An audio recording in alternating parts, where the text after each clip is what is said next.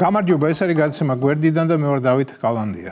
მინდოდა წარმომედგინა რა შეიძლება მომხდარიყო დიდი ჰუმანისტის, დემოკრატიის მთავარი ლოკომოტივის, ყველა სპორტსმენის მეგობრისა და პუტინის ერთადერთი კოშმარის მიხეილ სააკაშვილის მმართველობის დროს საპროტესტო აქციისას პრეზიდენტის სასახლის შტურმის მცდელობა რომ ყოფილიყო. დიახ, მინდოდა წარმომედგინა და მან რაც წარმოვიდგინე შემზარა.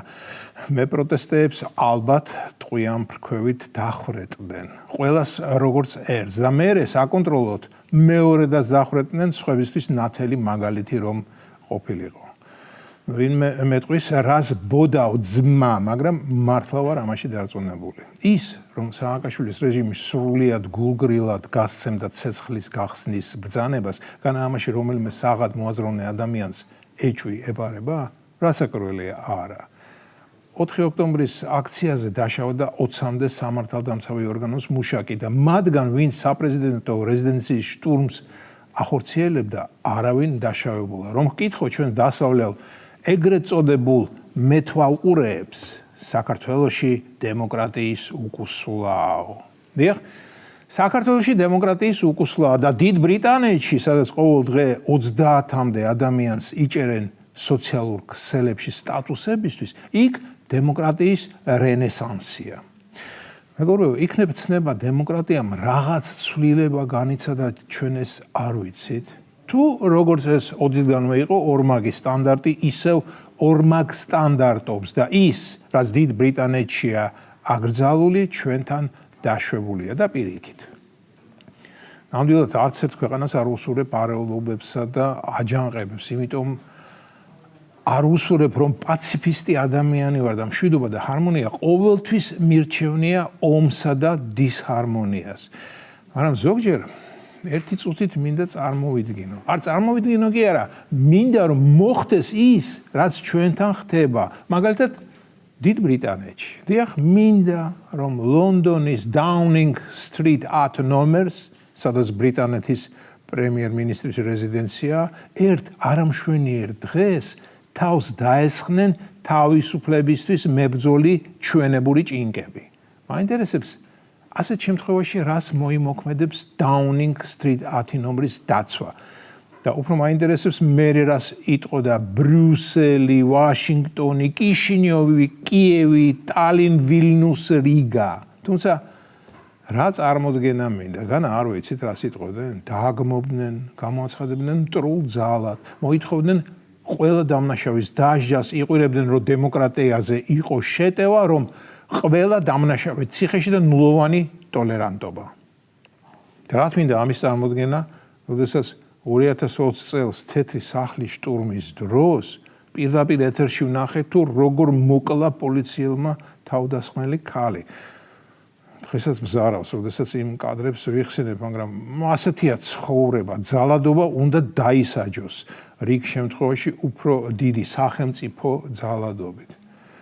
მეგობრებო, მიკერძოებული, უცხოური, პოლიტიკური ისტებლიშმენტი თავს არ დაგვანებებს. ვიღაცამ თქვა, არ გვპატიობენ მათ მითითებებს, ბრძანებებსა და სურვილებს, რომ აღრვასრულებ და ყველა ძალასა და ღონეს იხმარენ, რომ დაგვამცირონ, დაგვაჩოქონ, ხერხემალში გადაგვტეხონ, თავის ჭკუაზე გვატარონ. ისინი ალბათ არ გაჩერდებიან და დღეს თუ არ გამოუვიდათ ჩვენ დანგრევა ხვალზე, ისევ გაიმეორებენ და ასე იქნება მანამ, სანამ საბოლოოდ არ დაუმტკიცებთ, რომ ჩვენთან ეს არ გამოვა.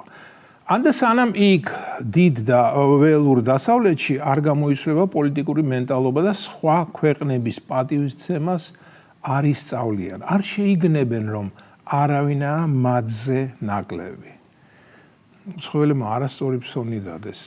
როგორ არ გვიცნობენ?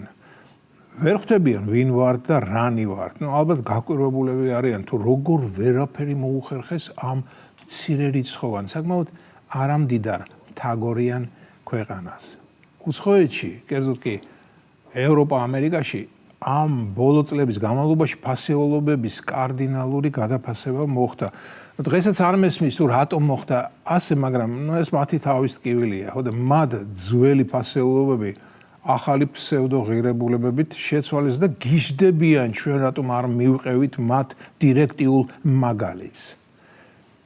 რაც ყველაზე საწყენია ჩემთვის ამ ყველაფრის უკან როგორც ამბობენ დიდი ბრიტანეთიც დგასო. დიდი ბრიტანეთი ის ქვეყანა რომელიც მთელი ცხოვრება ჩემი საოცნებო მხარე იყო. არა იქ ცხოვრებას კი არ ვნატრობდი, რადგან მიმაჩნია რომ ადამიანი სრულყოფილად, ბედნიერად და მშვიდად მხოლოდ მშობლიურ გარემოში იგრძნობს თავს. მაგრამ დიდი ბრიტანეთი ჩემთვის განსაკუთრებული ქვეყანა იყო. ქვეყანა რომელშიც შეიქმნა ყველაზე სრულფასოვანი და გენიალური თანამედროვე მუსიკა, რომელმაც აჩუქა მსოფლიოს ისეთი საკულტო პერსონაჟი როგორიცაა შერლოკ ჰოლმსი, სადაც მოღვაწეობდნენ შექსპირი, ბლეიკი, ჰერბერტ უელსი, დიკენსი, მოემი და უამრავი სხვა. დიდი ბრიტანეთი ჩემთვის იყო ასე მეგონა მე მისაბაძი ქვეყანა თავისი არისტოკრატიზმით, კეთილშობილებით, დახვეწილობით, იუმორით. ანუ ყველაფერ იმით, რაც ჩვენს გაგვაჩნია. მართლა მეგონა რომ მენტალურად მონათესავე ერი ვართ მეთქი და თურმე როგორ ვცდებოდი. და იქნებ არ ვცდებოდი, უბრალოდ ადრე ერთნაირები ვიყავით და ახლა კი აღარ ვართ. ეს იყო გადაცემა გვერდიდან და მე ვარ დავით კალანდია.